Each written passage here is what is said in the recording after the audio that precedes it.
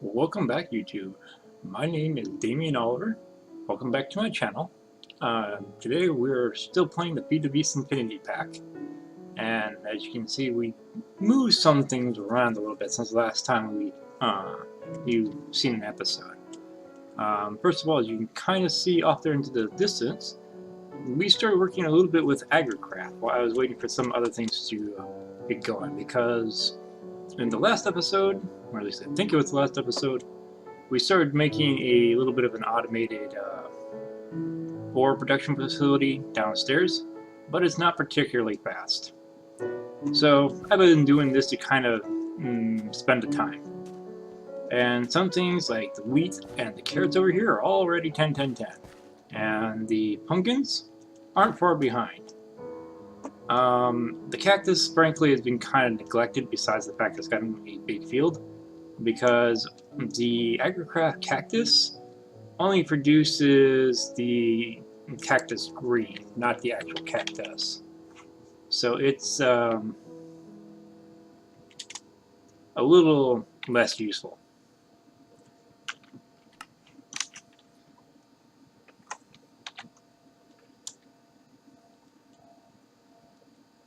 Basically, all you can really use it for is, the basic cactus green uses, coloring everything green. I suppose there is this output routing focus, which we haven't really gotten to yet. But besides that, everything else is kind of a bit limited, really. That might be useful eventually. But frankly, I don't see a whole lot of need for a lot of cactus green. So I might set up an actual cactus farm eventually. But we got the melons, we got potatoes, we got sugarcane. So we've basically got all the vanilla crops right now. And if you played Regrowth, this is kind of similar. Well, correction, if you played anything with agricraft, it's pretty similar. The only difference is with Regrowth, each time that something's spread, there's a good chance that it increased in stats. Here, I'm afraid that's not the case. So what I'll do is I'll start at one corner,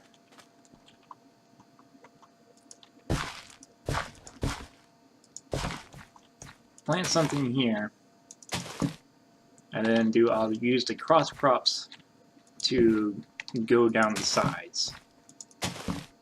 And I'll do the same thing here, but I will only fill in this portion with single crops, like this over here.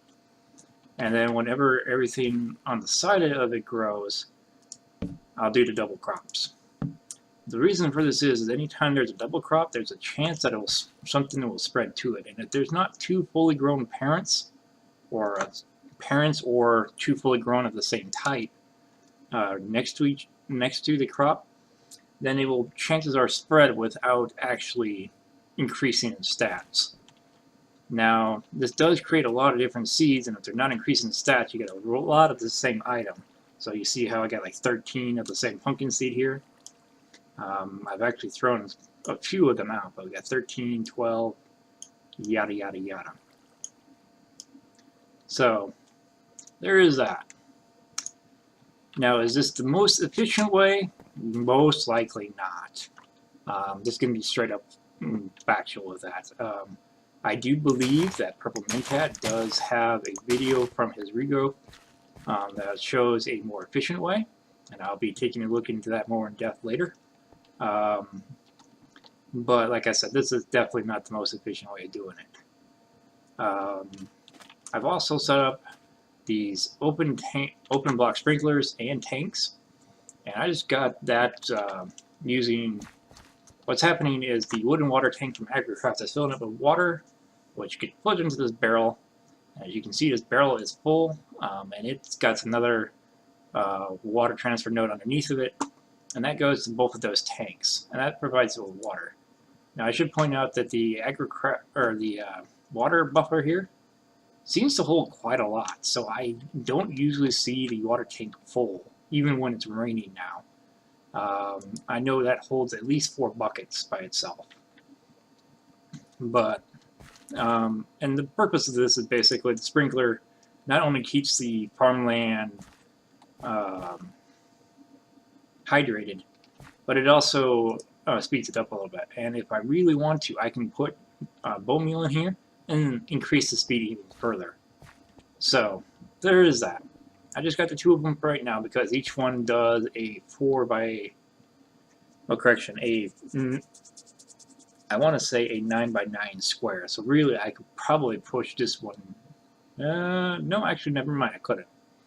So I keep basically a sperm one here, and every other corner I put a sprinkler. And I will probably be expanding out that way, but that's besides the point. Now there is another option with this, and they're also called sprinklers, and they're from agricraft. As you can see, they are a bit cheaper, really, compared to the sprinklers I'm using, but these ones can't use the bone meal effect. They can't really use the tanks below them. They have to have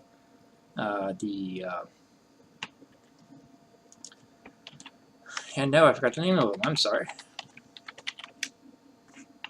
Helps if I spelled that correctly. They have to have the wooden irrigation channels going from the tank to the sprinklers. As far as I can tell, they can't connect to any other sort of pipe or anything like that. Perhaps I'm wrong. If so, feel free to leave something in the comment. But I haven't seen anything. The other problem is the wooden irrigation channels, as far as I know, don't connect to the barrel. Haven't actually tried that out yet, but I like having the barrel as a buffer more than I like the tank, because the barrel frankly holds more in a much smaller area. So I'll use the wooden tanks to gather the water, since they're faster than the oak wood barrels. But the water drum is just better. Now, on the same hand, I could make a infinite water source if I wanted to, but with this system, which I basically already had available to me, I really haven't needed to, actually. So there's that. We got my smelter going here. I'm not sure if I had this before, but basically a wooden redstone clock did the same thing that my cobble generator did, and it just sends a redstone signal to the faucet, which causes it to pour out. And it seems to go at about the right speed for the faucet, really. Now, if you put it over this faucet here, you will get a bit of a stuttering effect, because it will basically redstone pulse on, then redstone pulse and turn it back off until it fills up. But that just goes into another transfer node and into one of these. And these are pretty great, actually. These are the wooden storage crates from Immersive Engineering.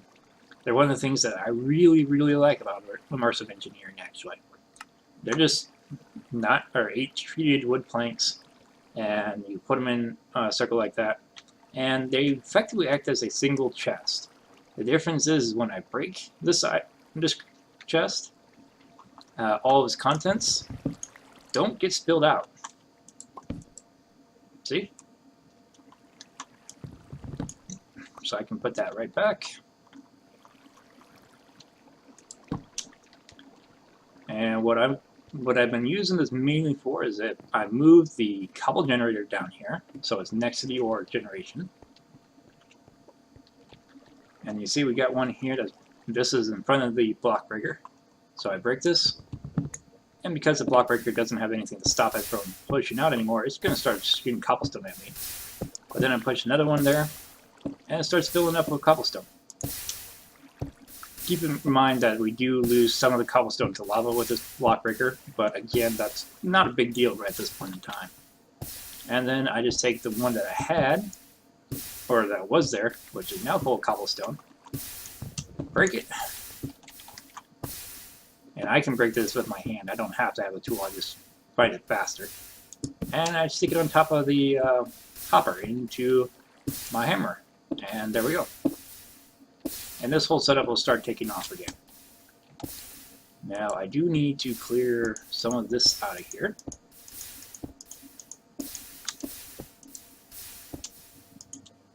Actually, let's do that.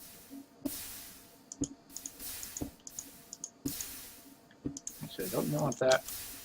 I'm going to put all of these over here because these are things that do drop with the gravel that's now going into the system. I had done a little bit of dust just because I was running low on redstone. In fact, I took an entire block of gravel, or a cobblestone, converted all of it over into dust, and ran it through the system. And as you can see, redstone is no longer an issue. But then what I'll do is I'll take all the dust that's in here, except for the uranium because we can't smelt uranium, and we can put it all in here.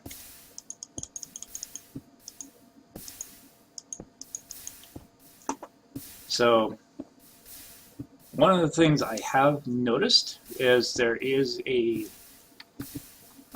little bit of a hiccup with this process in the next step. And basically what I want is I want to take the one that I want to smelt first, which in this case just happens to be gold. And then I want to put the stuff that I don't want to smelt next to it. So let's see here. Let's go with nickel. Silver's good there. And tin and aluminum. And I'll usually do nickel next to gold just in case the next step slightly messes up. But then what I'll do is I'll take this up to the smeltery here, and it has a hopper to go inside of the smeltery. Notice how it is kind of full right now. We do got a little bit of silver in there, so let's clear that out.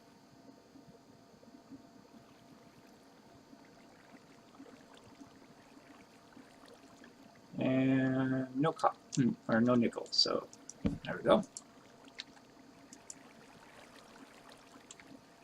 Now what's going to happen is it's going to start drawing out of there.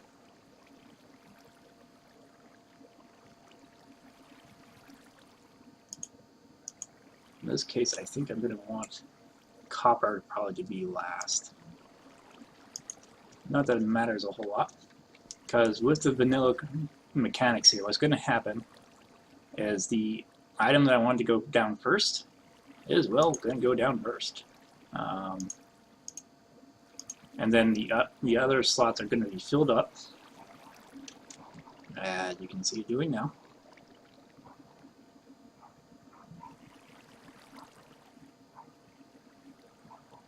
And platinum is fine. And what's going to happen is now that I got all 5 slots filled up, these 4 being the slots I really don't want it to do right now, it's going to start taking out from there and filling the first slot with what's next in the box, but only the first slot. The other slots, the ones that I don't want it to do right away, are not going to be put into the smeltery. So this kind of reduces the chance of, you know, something turning into something I don't want it to. For that matter, I somehow got some nickel in there, but that's not a terrible thing. If for some reason some of the iron and the nickel does turn into inbar, it's not the end of the world, because we do use a fair bit of inbar. For that matter, I don't usually mind if any bronze gets in there either.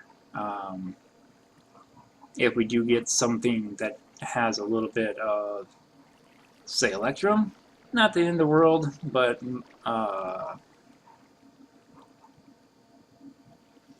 aluminum brass, that's not so useful. So I tried to keep that separated.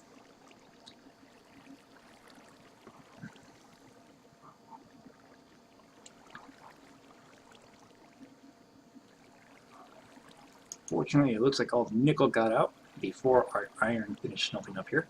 So now I just have it get rid of the gold. And what's next?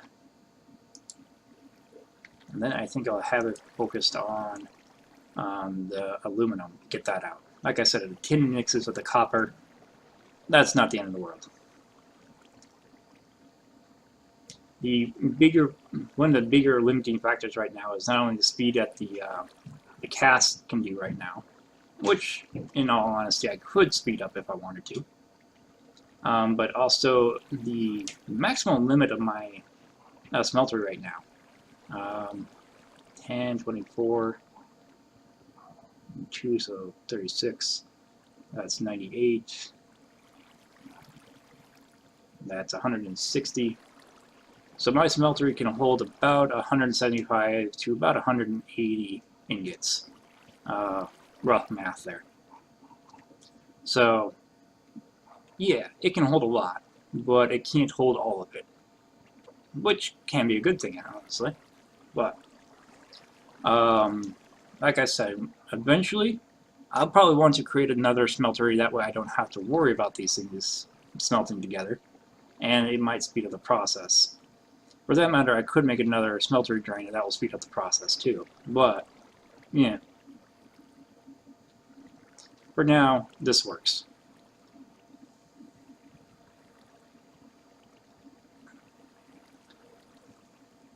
Now, we do have a bit of a project to get going here. Or rather, it's already in progress, and you might have actually already seen it as I was heading downstairs. But today, we want to build ourselves a rock crusher. A rock crusher is pretty simple. A block of steel, some pistons, and some diamonds. Which you need to have in your inventory. I seem to have forgotten to some diamonds. Or rather, I think I might have put them in there one by mistake. In either case, it's easy to fix. By the way, I did in fact die when I was kind of expanding this area out. Whoops. I forgot to keep everything lit up, and I ended up getting attacked by a zombie and knocked off. And so there's a good portion of my items that is actually in a gravestone somewhere down and by the void. It is in fact possible to retrieve those, thanks to the wonders of a gravestone. But unfortunately, I will basically need to have flight and a magnet in order to do so. Neither of which I have at the moment. So there's that. Let's get the aluminum out of there.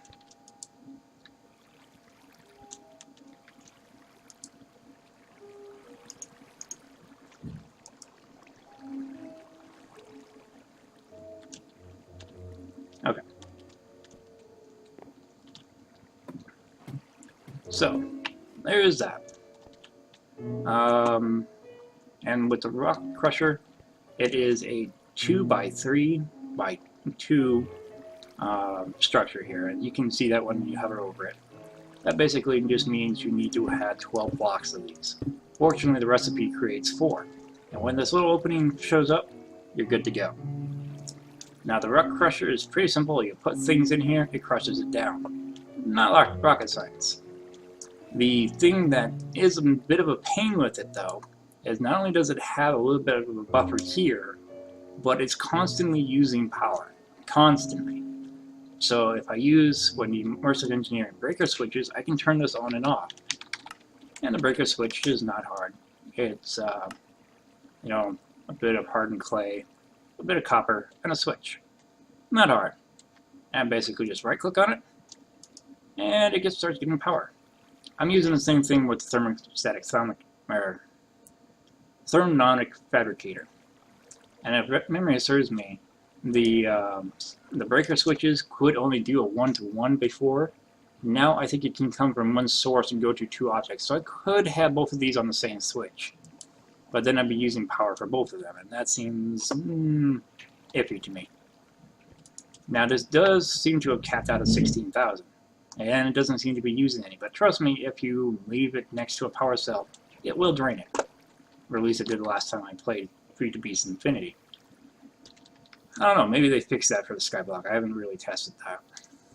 But now that we got the rock crusher, what we really needed for is to crush Obsidian. Crushed Obsidian is one of the main components to a lot of our different blocks, really. We need this one here. It does forbid mob spawns, so that's kind of nice. Notice it used 16,000 RF. on just that one crush.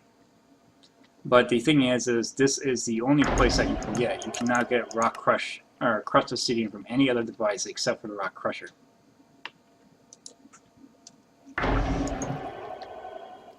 And then we put the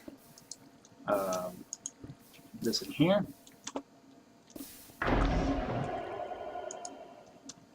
And there we go.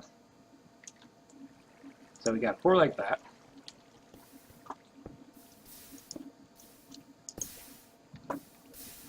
And notice I do have both of these active right now. It will only make these if all the components are necessary. So I could put all the redstone in there I want, but until it gets iron or diamond, it won't make either one of those.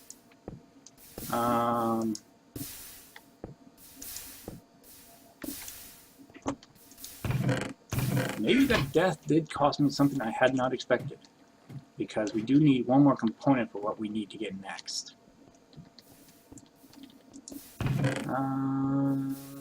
And I don't see that component, so maybe I did lose that in my death. That's unfortunate. Why don't I remake that, and I'll be back in just a moment.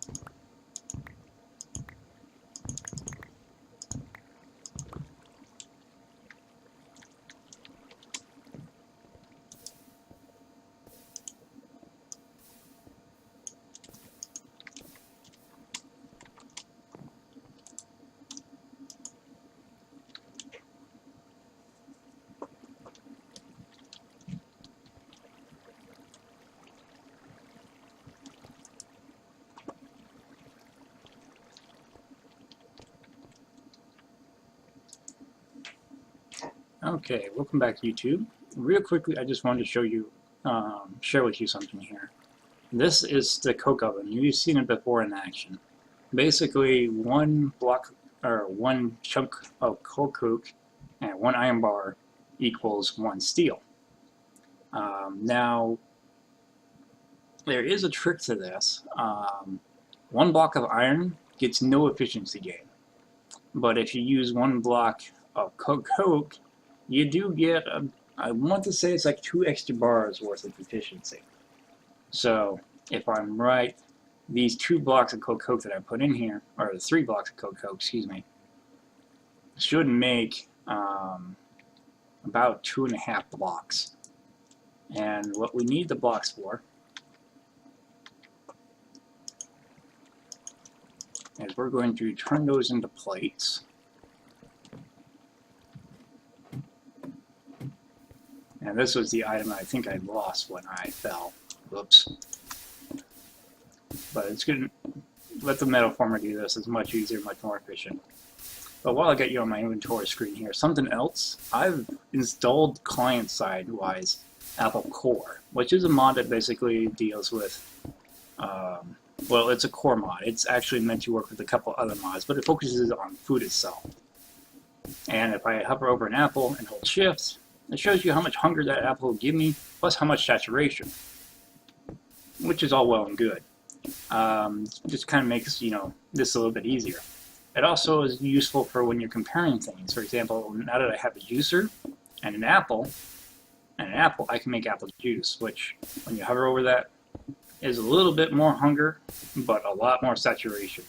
So that kind of just helps with the food situation. Another thing I made here is the cooking for blockheads, and there's 2 different versions of this. The cooking for blockhead 1, which just takes a book and smelts that. The thing is that can only, that shows you what food you can make with the things you have in your inventory. whereas cooking for blockheads 2 allows you to craft the items using the stuff in your inventory, which I could do that no problem. All I had to do is that. Now, more complicated recipes, though, I can open up the book, and it will show me all the possible recipes with all the food I have in my inventory. Keep in mind, it doesn't actually care if I have the juicer or not. See, I can click here, it will show me the apple in the juicer, but if I go to the apple sauce, it will show me the pot, even though I don't have the pot. That's just kind of, hit or miss there. And this is part of the Cooking for Blockheads mod. And we'll be getting into that more of that later. But this is kind of a nice way because if I just shift click, all my apples just turned into apple juice. Which, like I said, is much more useful for keeping me fed, really. Now, all 9 are ready. And once you have 9 refined iron plates, which comes from either refined iron or steel, it doesn't really matter. They're kind of the same thing as far as Infinity Evolved is concerned. Once you have that, you can condense them.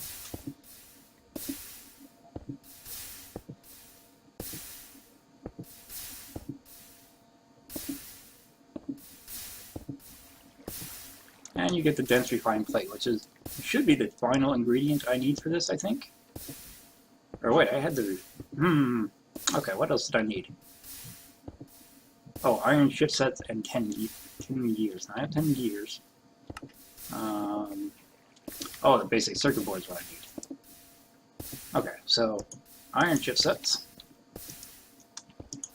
It's generally a good idea to have a lot of iron chipsets on you because they are used for a lot. And then the circuit boards, it looks like I already started setting up. I might have lost those by accident. And then you just need to add water to this and power. Yeah, it holds a lot of water, by the way.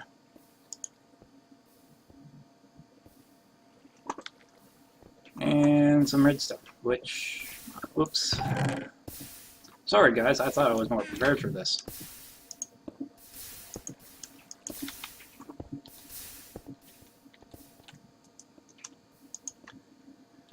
The basic circuit boards, by the way, seem to be used for a lot of things too. For one thing, you need them to make the basic machine frame. And I think all of them... no, they're not a step up, so I guess you don't need them for the other machine frames. But the basic machine frame is needed for everything in thermal expansion. You need them for that piston there. So you need them for basically everything in thermal expansion.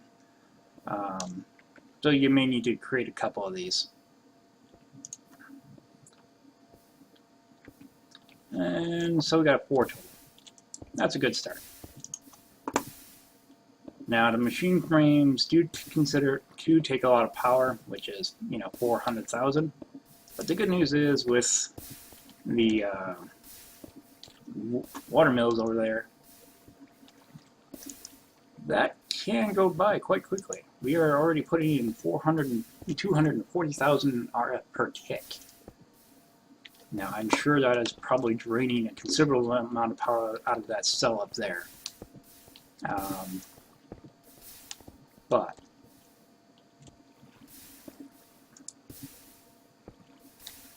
I think I might have also increased the number of lasers I had since the last time you guys seen that too. Sorry if I forgot to mention that. So where before, just doing a redstone chipset or an iron chipset took forever, we're now doing something I think is about 200 times that.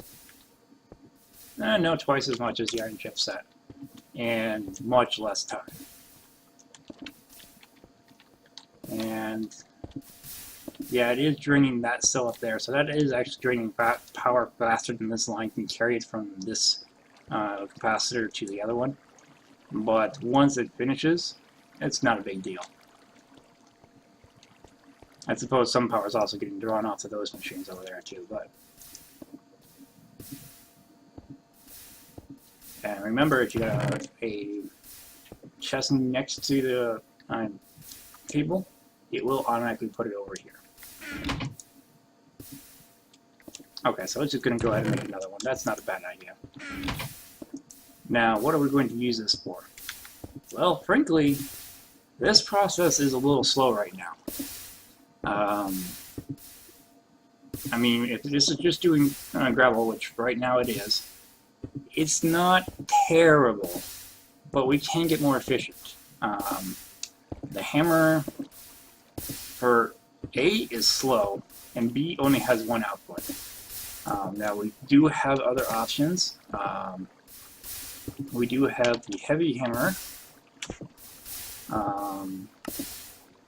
which is a lot of steel, honestly, but not hard to make.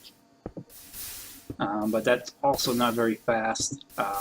It just does, the compressed stuff versus the non-compressed stuff. We do have the speed upgrades, which do work for both of those hammers. But those are not cheap in this version of Skyblock.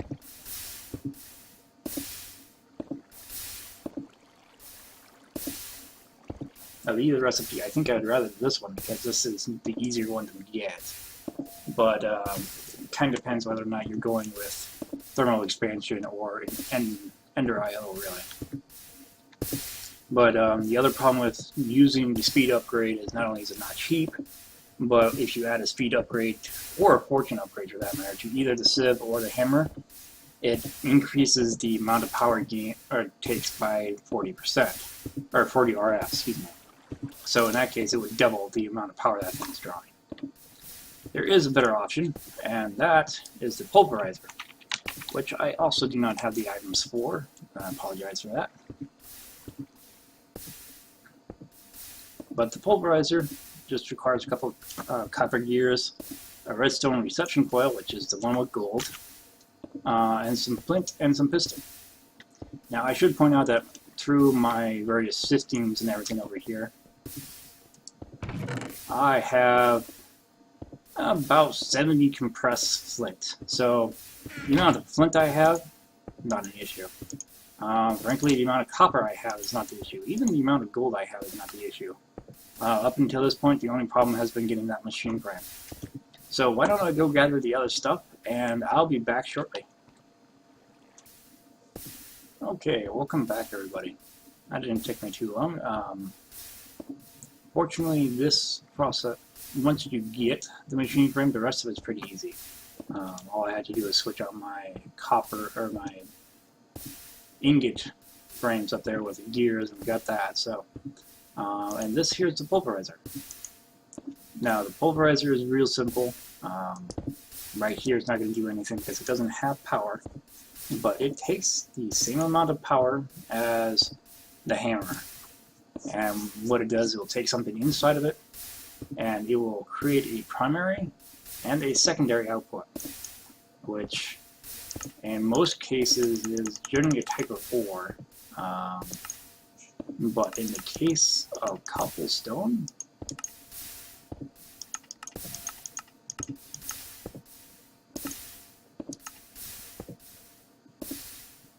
Now you see, in the previous Skyblock versions I did before, it didn't do this in tin ore and tin gravel. So that's something we may take a look at later. Because with this, we really don't even need our smeltery anymore. In fact, that's a lot more efficient than our smeltery, and a much smaller size. So, something to consider. What was I getting at? Gravel, right.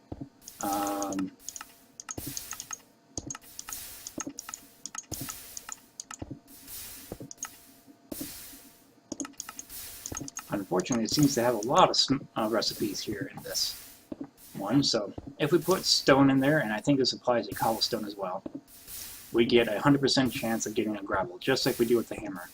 There's also a 15% chance of getting sand. If we use sand on it, or sand in it, sand also has a lot of uses. If we use sand in a macerator or the pulverizer, I prefer the pulverizer, we get the dust at 100%. Remember, I don't really use sand all that much. So this is a nice alternative, basically. I can have the pulverizer do the same thing the hammer is doing for the same amount of power. Probably doing it a little bit faster, actually. Create the gravel I need for the sieve, as well as the sand I need to make into dust. And if I really want to, I could probably have it, you know, put a little bit of sand in a chest or something in case I need it for later. So this here will be our, once we get it set up, will be part of our setup here. In fact, I'll probably have 2, maybe even 3 now that I know we can do the ores. Let's actually take a look at that real quick. Or dust. I saw that on gravel. Does it do it with the dust too? Yes, it does. So that's fantastic. Now all I'll need to do is basically, I'll need 2 for the gravel and the dust into a sieve of some sort. Maybe even a compressed sieve. And then I'll need another one at the end to change the final products into the dust that the pulverizer creates. And I can just use those in a basically 1-to-1 ratio in a redstone furnace, which is probably going to be the next machine we build. Actually, scratch that. No, it's not. I'll just put that aside for now. The next machine we're going to build is going to use this diamond chipset here. Diamond chipset is really easy to make. Diamond, redstone, 800,000 RF, which was twice the amount of this machine frame, about 4 times the amount of power as needed for the iron one. Which reminds me, did we run out of something? Yes, we must have.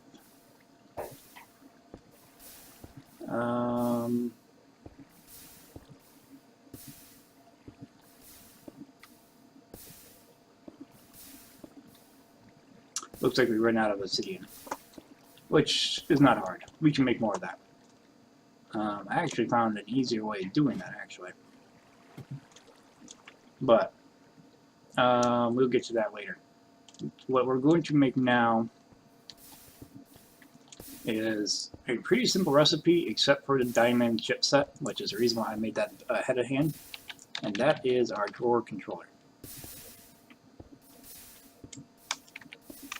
The drawer controller is from the same storage drawers that we have for our fruit right now and for our iron bars over there. And that just needs a comparator, which needs some quartz. I forgot about the quartz. I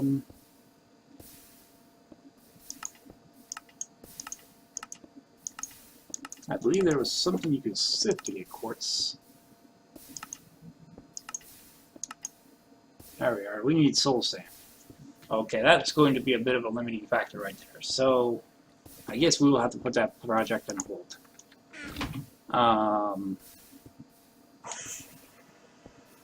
Well, that's annoying.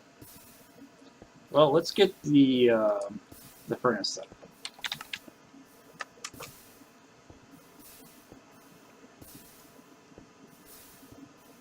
We're looking for the redstone furnace. And it's the same basic process. I think it's even the same coil, so yeah. Really, the only thing that's different is we need bricks instead of the plate. So let me take a chance and go gather all that real quick, and I'll be right back. Real quickly, folks, something just came to my attention. A little bit of a safety reminder. You can see that I put the connector on top of the rock crusher. That in itself is okay. You yourself never want to stand on top of the rock crusher. I just was reminded about that because one of our other players apparently just did, and it gives a variety of different death messages, usually involving the player being turned into some sort of bloody jelly. So, yeah. Public safety announcement, don't do that. Looks like the board just did it too. Whoops. Okay, welcome back, YouTube. I did hit a small roadblock here, and that's basically the fact my smelter is full of stuff that will smelt with the copper if I try to make the gears right now. Because remember, we need the 2 copper gears for down here.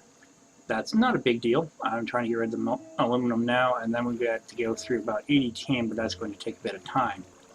So as soon as the aluminum here finishes up,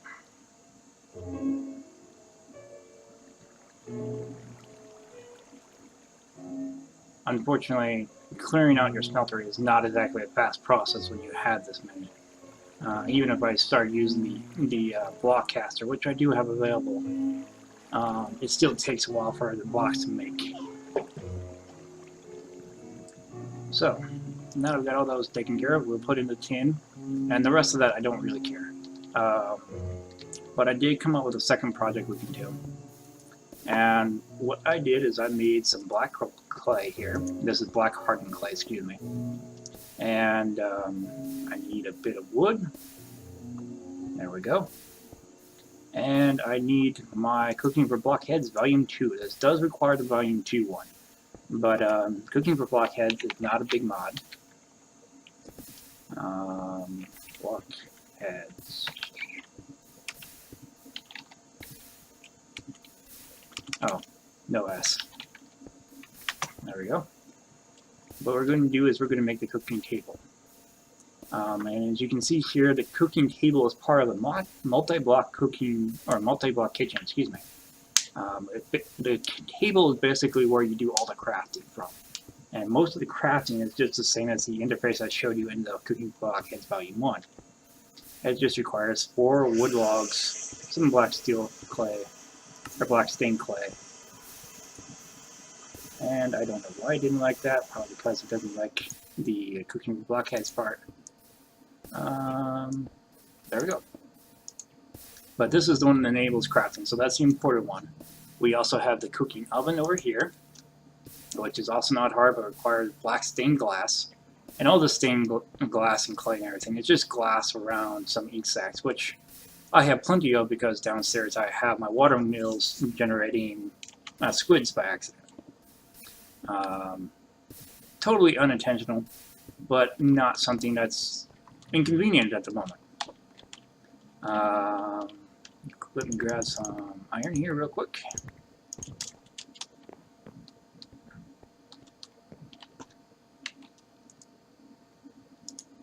And with this, I will create a iron door and a chest.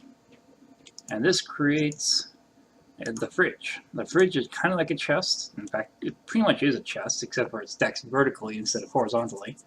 You can die it if you want. I think that prevents them from connecting for whatever reason, but I don't know why you would want to. And basically, as it says, it contains the ingredients for recipes. What does that mean? Well, if I take my Cooking for Blockheads cooking table and... Cursing, I don't know where I want to put this.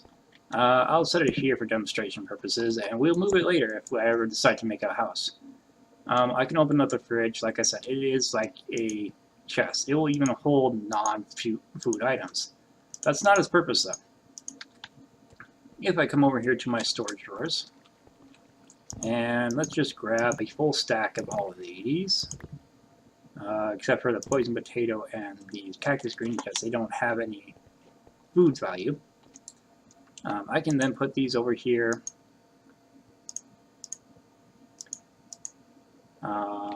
And go over to the kitchen, and it will now show me all the different things that I have in my inventory and in the fridge.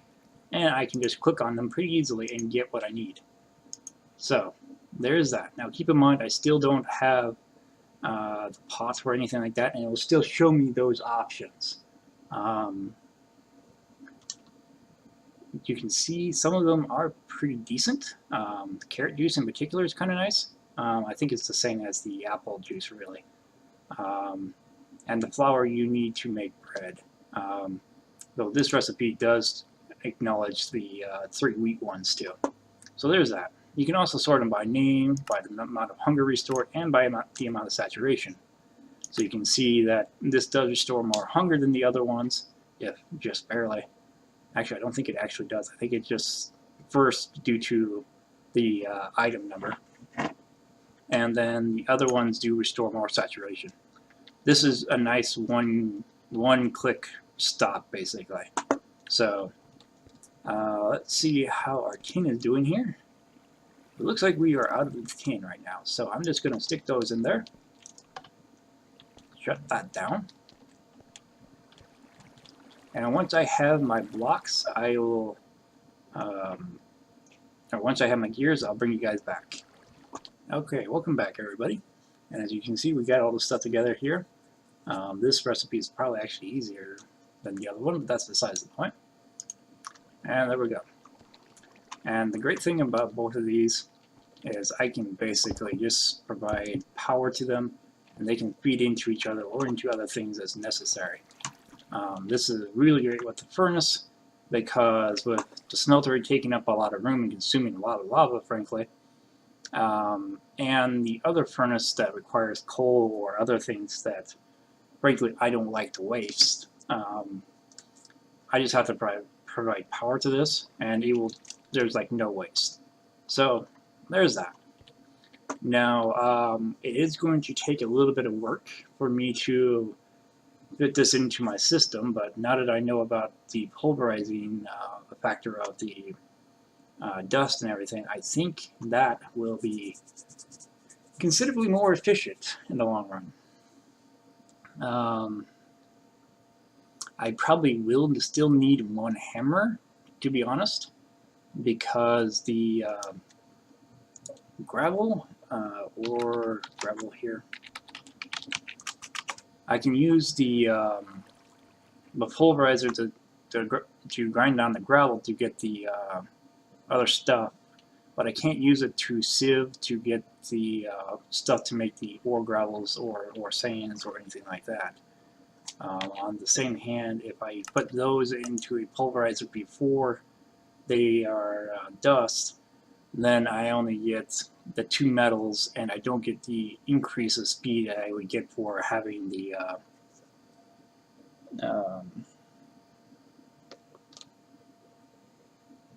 for using the ex nihilo process.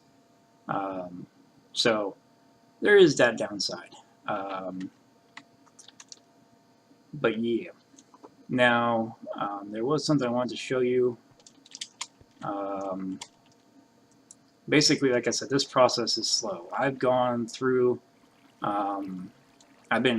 since I started this recording, which has been a little bit over an hour now, which means it's probably been, 30, 45 minutes for you guys. This is all it's gone through, and keep in mind 5 stacks of that are still inside the hopper. So that means it's only gone through about 6 stacks so far, and it's not even finished with those.